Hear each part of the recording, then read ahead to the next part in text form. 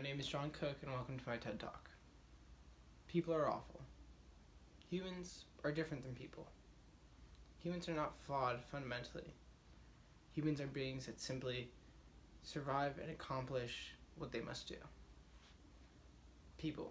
People are capable and known for doing atrocious acts.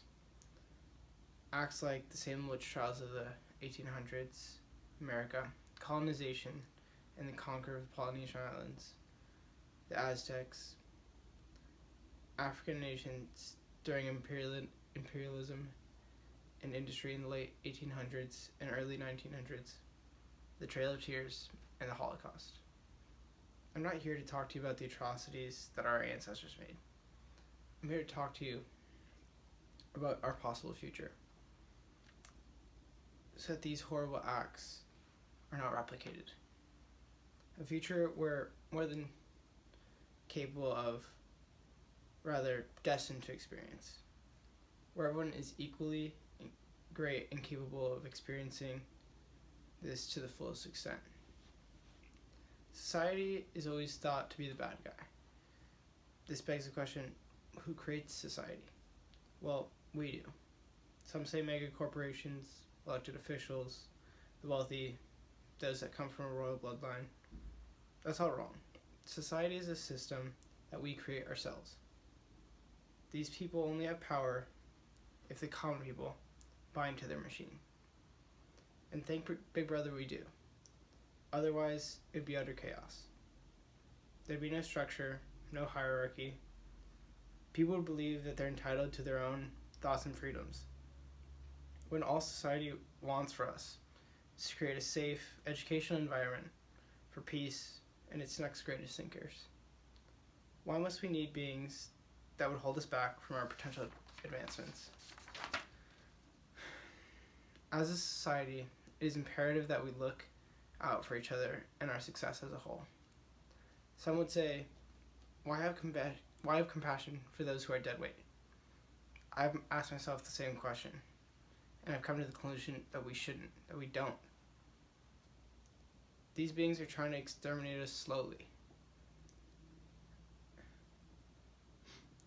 Genocide is preceded by a number of steps, including state-sanctioned discrimination of the would-be target group, the dehumanization process in which the target group is portrayed as the other or the enemy, in a culture of impunity.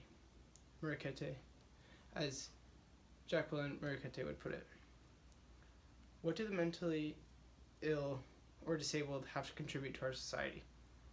What skills do they have? That's right, none.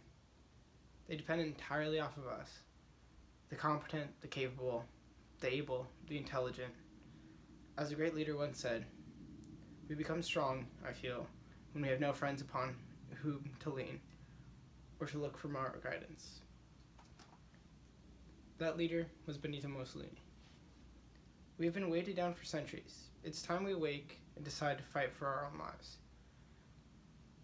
These beings have no conscience. If they do, it's skewed by their own paranoia or mental incapacity. Studies have shown that people who are depressed or have self-esteem issues are less productive. Being in an environment where one person is not productive or lazy or negative disrupts the whole system of achievement. According to James Fenelon, genocide was central in the development of capitalism. Imagine working on a group project with someone who's just too depressed to do their part. It would cause frustration. You'd rather have a partner that is able and willing to accomplish the task at hand and produce a good final product. Now, brothers and sisters, people of our society, I implore you to cut all the negativity from your lives. Cut all the fat, the needy, the leeches, the lazy from your life. Do these things to contribute to your success and our success as a society. These aspects of life weigh us down. I want to make my own life a masterpiece, said Mussolini. So cut out the bad friends and people you surround yourself with, for they will not help you achieve your dreams. Cut down the old and the ill, for they cause financial burden and spread disease. slowing the evolution of human population. What do they produce other than a burden? Accept the fate of success. Ask yourself these questions. Come to your own conclusions. I'll leave you with this. Imagine what a productive, peaceful society would look like, smell like. All undesirable things will be gone. They will only exist in your nightmares of the past. Nightmares your children and grandchildren won't have to live with. Don't just do it for our future, but do it for their future. Thank you for coming to my TED Talk.